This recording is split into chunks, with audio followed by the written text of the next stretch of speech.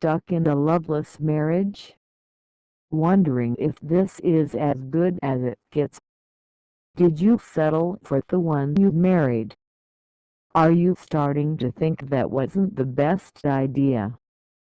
Think again. The following article is Larry Bilotta's take on Lori Gottlieb's latest column, Marry Him. From the March 2008 issues of Atlantic Monthly. Well, it's finally happened. In a national magazine, Atlantic Monthly for March 2008, a woman wrote her tell-all story about the fact that the dreamy, no work, no effort love ethic in America, now increasingly spreading across the world, is a farce, a scam, a sham, a mockery. This woman described the fact that women in their 30s and 40s all over the country are now waking up to the fact that they simply can't expect the Hollywood-style romance in marriage. Who is this woman? It's National Public Radio commentator Lori Gottlieb, who decided in her late 30s that waiting for the perfect man was not working. She decided, as she put it, in a fit of self-empowerment, to conceive her baby with donor sperm because she hadn't met Mr. Right yet. Rather than making her free and independent, this left her feeling empty, stressed out, and not very attractive to suitors who were a bit put off about the idea that she has a sperm donor's baby. Her conclusion and urgent advice to women: in a word, settle. Settle for a basic good man and stop searching for love, connection, soulmate, or just passionate feelings. Lori has written exactly what I've been trying to tell women for years, and I just want to take a moment right now to share it with the whole country.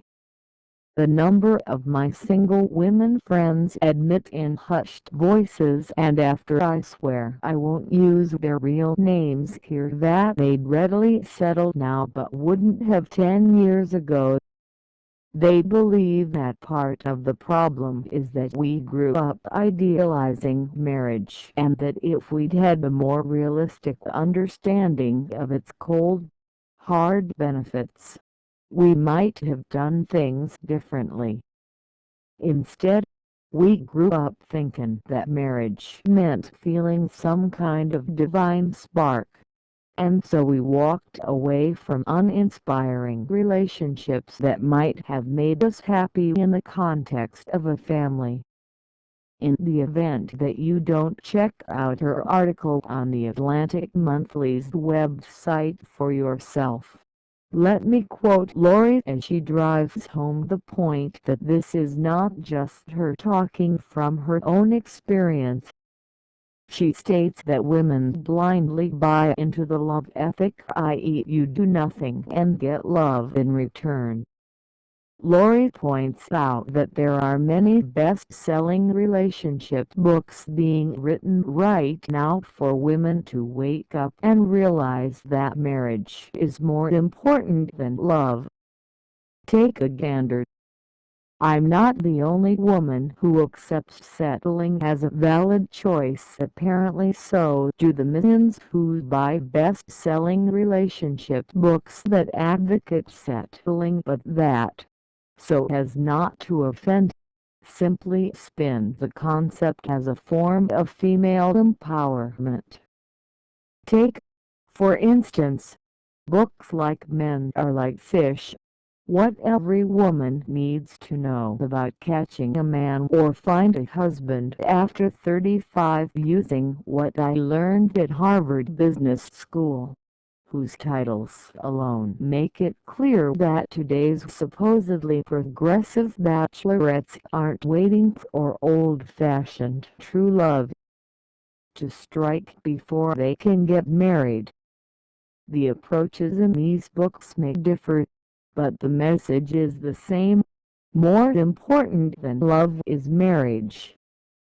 To achieve the goal, women across the country are poring over guidebooks that all boil down to determining, does he like me? While completely overlooking the equally essential question, do I like him?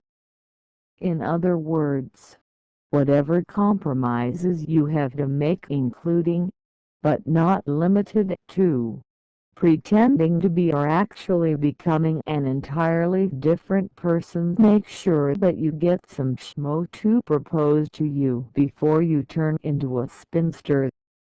Now that this idealistic viewpoint of do nothing and get love in return has been exposed, let me explain my reason for making a big deal out of this.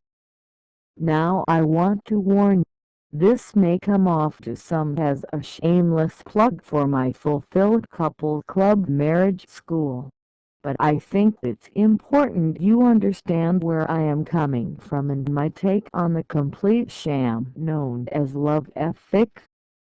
After literally 27 years of development, I've found a way to teach couples who are miserable and frustrated in their marriage how to actually be married and happy.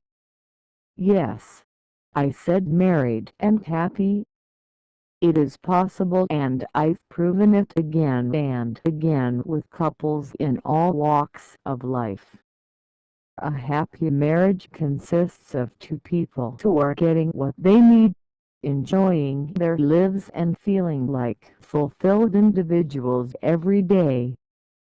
The way I do this is simple. I teach the husband how to understand and then accept his wife as a woman, not trying to turn her into a man. I then show the man what he needs to do in order to keep his wife happy and loving him the way he wants to be loved.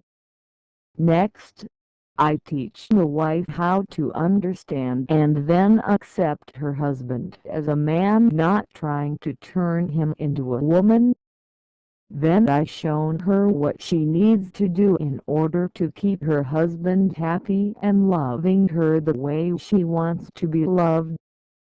To ensure this all works, I show them both how to eliminate their negative feelings in 60 seconds.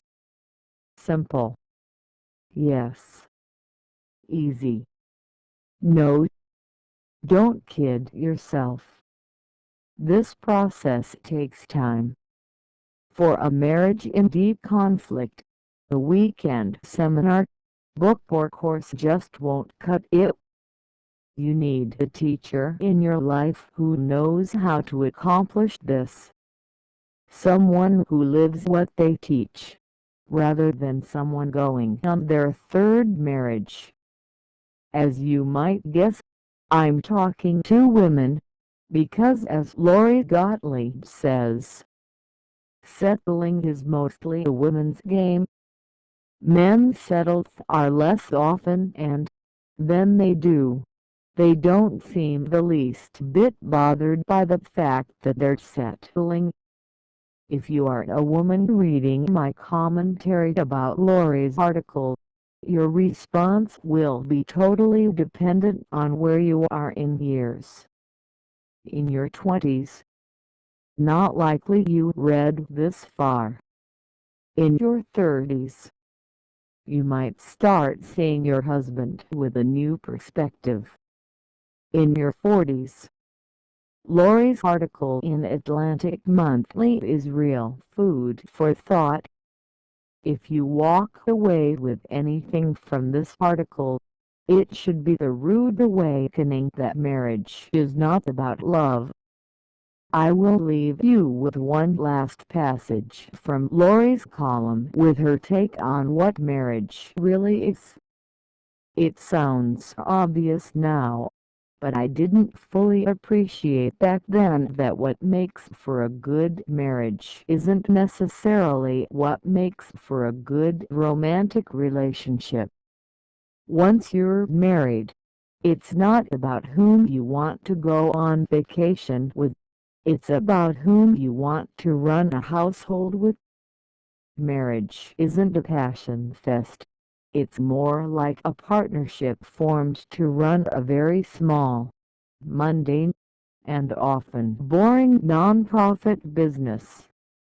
And I mean this in a good way. Lori's got the right idea, but it doesn't have to be that way. Do something today about the current condition and direction of your marriage. If you don't, and you wait and just hope that one day things will be better, you'll end up facing the cold hard truth and find out for yourself that frustration leads to resentment, and resentment will eventually lead you to divorce. Stop the vicious cycle now before it becomes too late. I'll show you how. Want to know what a fulfilled couple really looks like? You don't need to settle. You don't need Mr. Right. You just need a plan.